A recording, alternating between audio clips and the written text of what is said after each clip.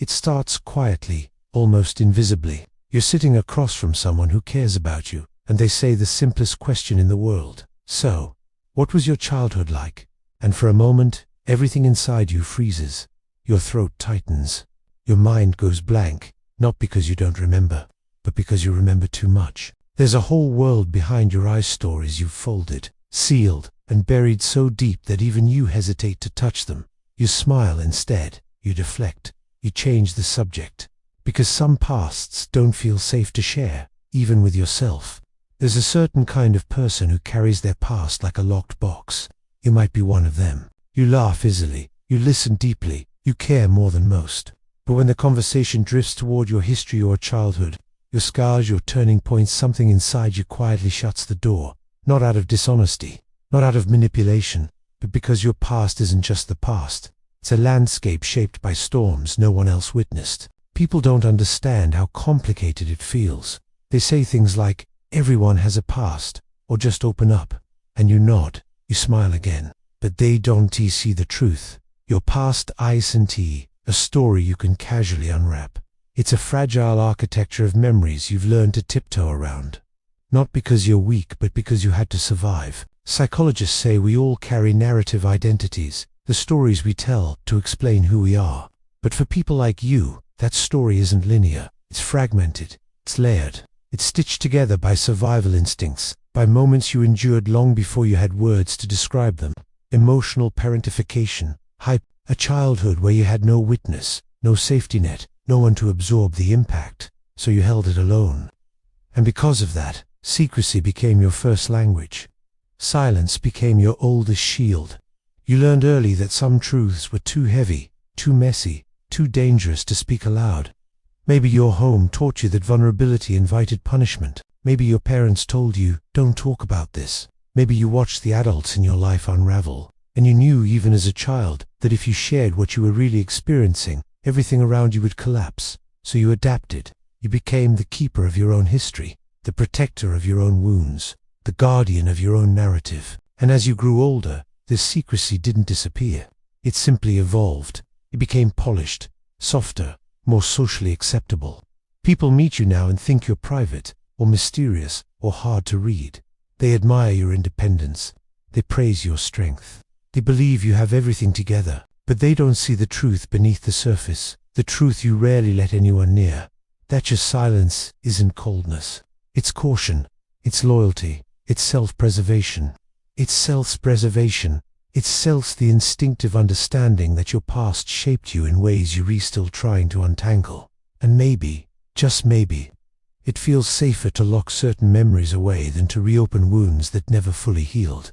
Let me tell you something gently, because you need to hear it. People who keep their past secret are not broken. They are not dramatic. They are not hiding because they want distance. They're hiding because they learn day after day, moment after moment, that the world wasn't always a safe place to bring their truth. But today, in this space, we're going to gently unfold that locked box, not to expose you, not to trigger you, but to understand you, to honor the story you've carried in silence for so long. This is not about forcing you to open up. It's about helping you see the psychology behind why you protect your past so fiercely, and why that protection once saved you. Every secret has an origin, and the truth is, people don't learn to hide their past out of nowhere.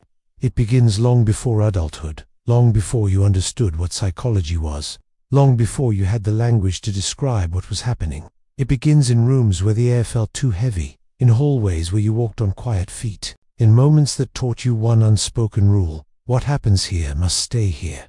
Maybe your story began with the kind of childhood where emotions were landmines, unpredictable, explosive, and always your responsibility to manage.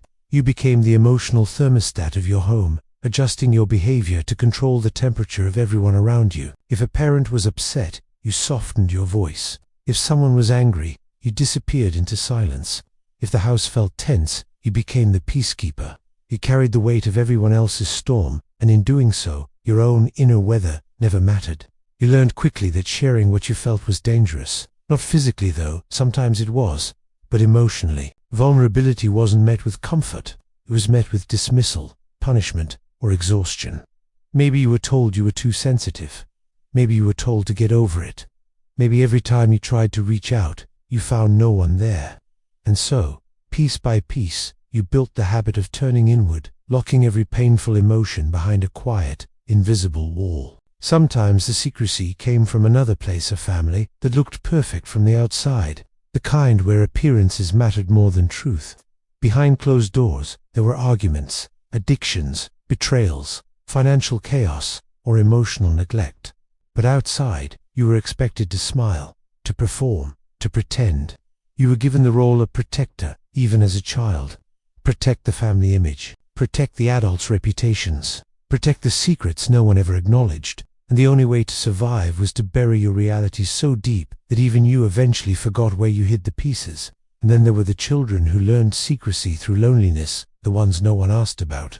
The ones who existed in the background of their own families, unseen and unheard. When no one pays attention, you stop offering pieces of yourself. You stop expecting connection. You stop trying to explain.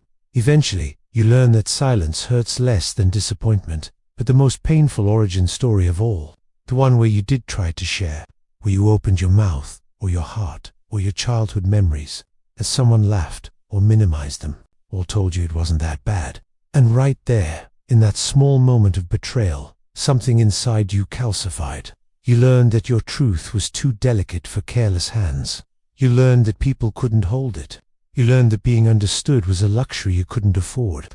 And so the secrecy became a survival strategy, not a choice. Not a personality trait, a shield. When the world felt unpredictable, that shield kept you safe. When adults felt unreliable, that shield protected your heart. When chaos erupted, that shield became your anchor. You didn't withhold your past to manipulate. You withheld it to prevent further harm. You became a master at compartmentalizing, at carrying worlds within you that no one else could see. Yet even as you grew older, even when you left that childhood behind, something surprising happened. You kept the shield. Not because the danger was still present, but because your body didn't know the danger was gone. Trauma, especially complex trauma, doesn't have an expiration date. It lives in patterns, in reflexes, in the way your voice softens when someone asks too much, in the way your smile tightens when someone gets too close to your history. The past you keep secret is not a single story. It's 1,000 micro-moments tucked into the corners of your memory. The hollow silence after a slammed door, the suffocating kindness you forced yourself to offer, the shadow self you learned to hide in order to fit, the buried child who still watches the world through cautious eyes. And if you look closely, you'll see something beautiful in this origin story, something no one ever told you. You survived, you adapted, you protected the fragile parts of yourself with a brilliance no one acknowledged. You didn't hide because you were weak. You hid because you were strong enough to endure what others never saw. This is where the psychology begins. This is where the secrecy took root. And this is where understanding can finally start. There's a quiet pattern to people who keep their past secret. It doesn't announce itself loudly. It doesn't demand attention. It slips into your life through small behaviors, subtle reactions. The kinds of things other people overlook, but inside, they shape everything. And if you've lived this way long enough, these signs might feel less like symptoms and more like parts of your personality. But they aren't. They're echoes of the past you've learned to protect. The first sign appears in the way you tell stories about yourself. You choose your words carefully, like someone tiptoeing around shards of glass. You talk about your life in broad strokes. It was complicated. My family had issues. Things weren't easy, but you never touched the specifics.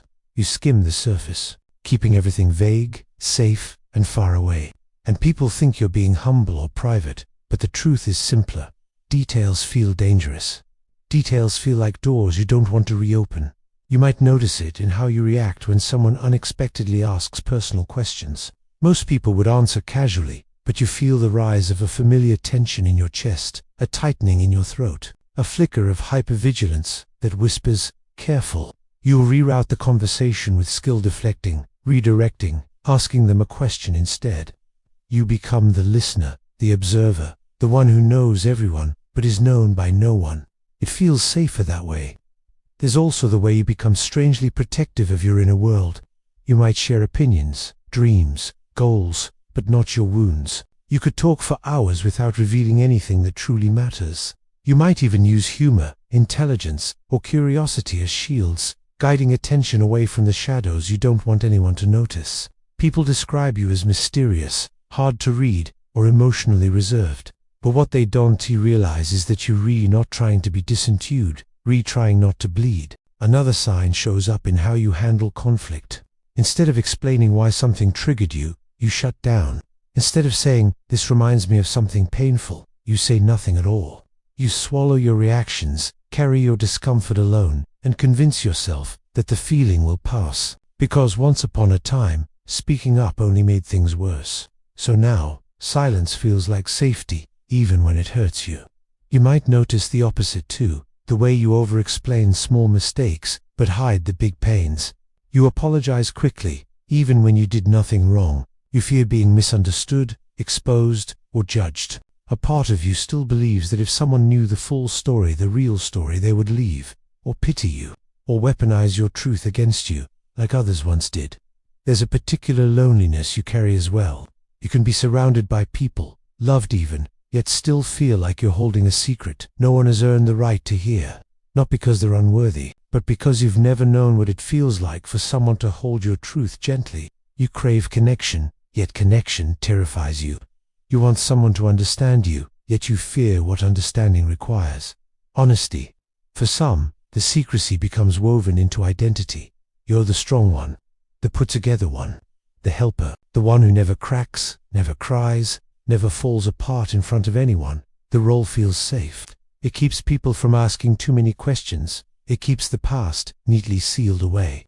But it also makes you invisible in your own life. You might find yourself avoiding certain topics, certain movies, certain songs, anything that threatens to bring the memories closer. You don't fall apart, you simply you shift your attention. You control the narrative. It's almost elegant, the way you protect yourself without anyone noticing. There's another sign too, a quiet but powerful one. You sometimes feel like you have two versions of yourself. The one you show to the world, competent, calm, resilient, the one who hides inside, still carrying the invisible weight of everything you never said, that buried child, that shadow self, that small, silenced version of you who never fully left the past behind. People who keep their past secret often develop a sixth sense. You'll read the emotions of others with uncanny accuracy. You'll sense tension, disappointment, rejection before it even happens. That hypervigilance was once necessary, a survival tool you couldn't afford to let go of. But now it keeps you trapped in patterns you don't consciously choose. The most heartbreaking sign: you don't think your story matters. You minimize it. You shrink it down. You tell yourself other people had it worse, as though pain is a competition you're not allowed to enter. You invalidate your own memories before anyone else can, because once upon a time, someone taught you that your voice wasn't important enough to be heard. What people see is your strength, your calmness, your resilience. What they don't see is the hollow silence underneath, the invisible weight you still carry. The mask you've worn for so long it feels like skin, and none of this makes you broken. It simply makes you someone who survived more than anyone ever realized. Behind every emotional pattern, there is a psychological foundation. People who keep their past secret often are acting out of preference, responding to deep-rooted neurological and emotional conditioning shaped by early experiences. And this isn't speculation. Psychology has been studying this for decades. Researchers studying childhood trauma and family dynamics often describe something called parentification, a role reversal, where the child becomes the caretaker. Studies published in the Journal of Personality suggest that children who grow up carrying adult responsibilities develop heightened vigilance and emotional suppression as coping mechanisms. You learned to predict danger. You learned to manage instability. You learned that revealing too much could fracture the fragile structure of your world. So your brain adapted. There's also the concept of hypervigilance, a term often used in trauma psychology. When your environment felt unpredictable or unsafe, your nervous system learned to stay alert. The amygdala, the fear center of the brain, became more reactive, scanning for threats even when none were present. Carl Jung spoke of the shadow self, the parts of you that were forced into hiding because the world couldn't hold them.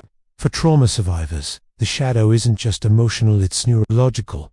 Modern neuroscience shows that prolonged stress reshapes the brain. The prefrontal cortex, responsible for expression and decision-making, becomes overwhelmed by the constant activation of the survival system.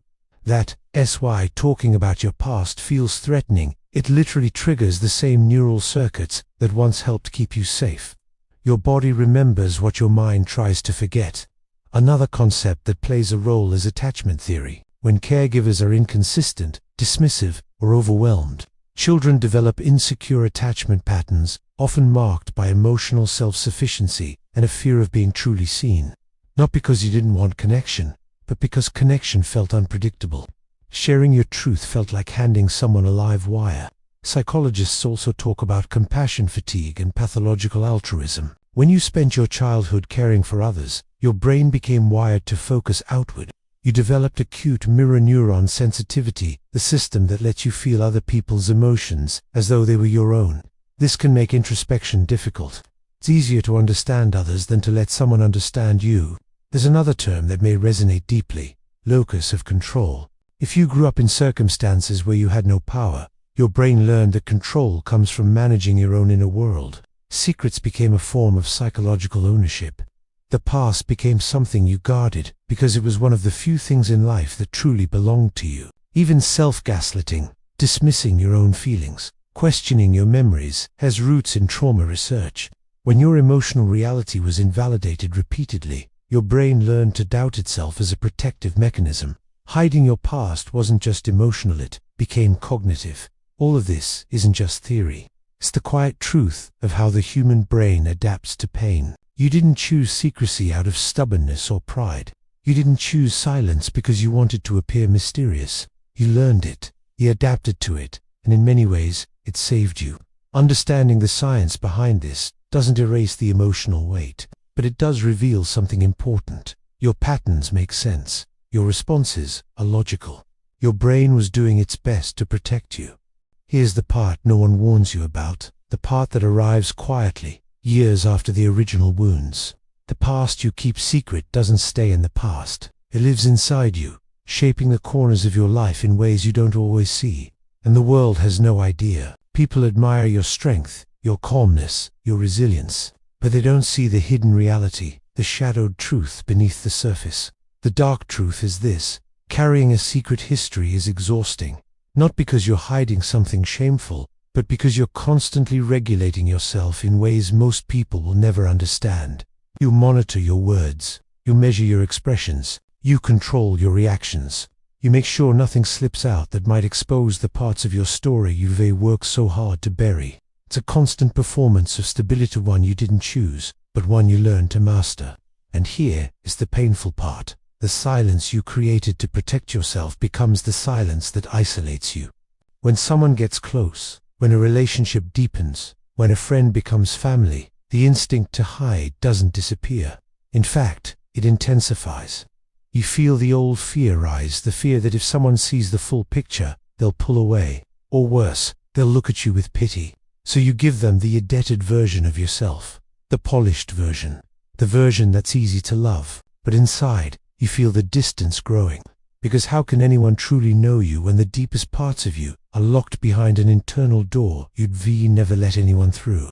Another hidden reality is the emotional dissonance you live with.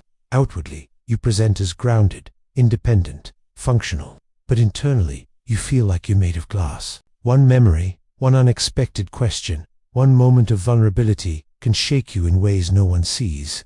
You've trained yourself to stay calm on the outside while your inner world trembles, and the world praises you for it. You're so strong.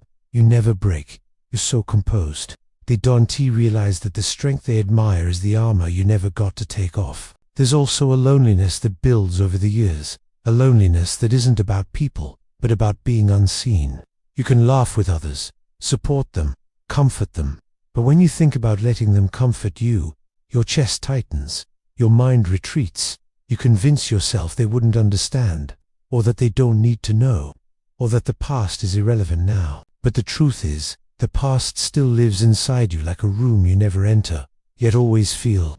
Another dark truth is how secrecy shapes your identity. When you've spent years hiding your history, you start to lose touch with it yourself. You disconnect from your own story, editing it, even in your own mind. You might tell yourself it wasn't that bad, or that you're overreacting, or that what you experienced no longer matters. But your body remembers. Your emotions remember. Your silence remembers. And here's what no one tells you. The longer you keep your past locked away, the heavier it becomes. Not because the memories grow stronger, but because your heart grows tired from carrying them alone. There's a shadow self inside you, a version of you who still feels the things you don't talk about, the buried child who still aches, the one who still wonders why no one protected them. You've built a life around keeping that part of you invisible, but in doing so, you've also kept yourself from fully stepping into the person you're meant to be, because healing requires honesty, and honesty requires opening the door you've kept shut for so long. The dark truth isn't that your past is too painful, it's that you've spent your whole life believing you had to face it alone, but you don't. Not anymore. And that belief, the belief that you must carry everything in silence, is the chain we're about to break. Here's the part no one teaches you, the part that feels foreign, unfamiliar, almost dangerous. Healing doesn't require you to expose everything at once. You don't need to throw open the door to your past and let the world rush in. Healing begins the same way your secrecy once began, quietly, gently, in small steps that honor your limits. The first step isn't speaking, it's acknowledging. Acknowledging that the silence you carry was once necessary. It protected you, it kept you safe, it helped you survive environments that were too big for a child to hold. And now, instead of criticizing those old defenses, you can begin thanking them.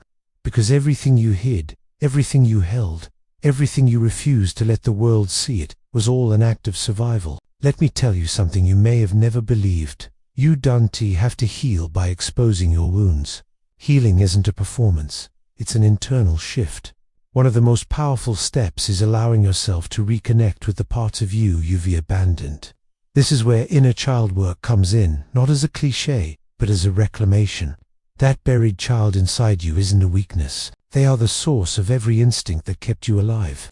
When you sit with them, when you picture who you were at 5, at 7, at 12, you are not reopening trauma. You're offering them what they never received: safety, acknowledgement, presence.